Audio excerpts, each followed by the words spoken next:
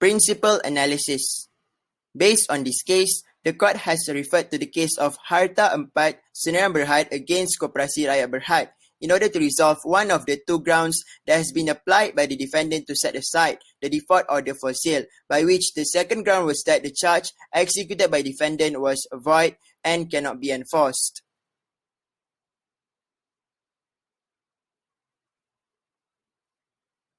In the case of Harta 4 Sdn Bhd against Koperasi Rakyat Berhad, the appellant, being a company registered under the Companies Act 1965, executed a charge on a piece of land as security for the loan given to the director of the appellant for company's purposes. Meanwhile, the respondent was a registered cooperative society.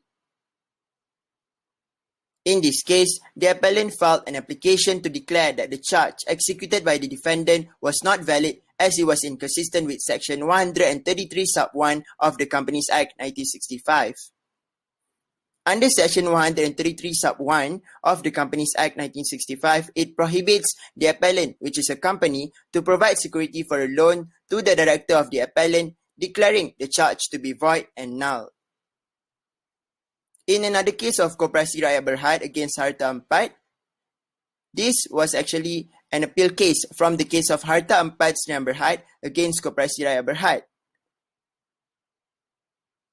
In this case, the Federal Court has reversed the decision made by the Court of Appeal and held that the security dealing is valid despite being inconsistent with the provision of Section 133 Subsection 1 of the Companies Act 1965.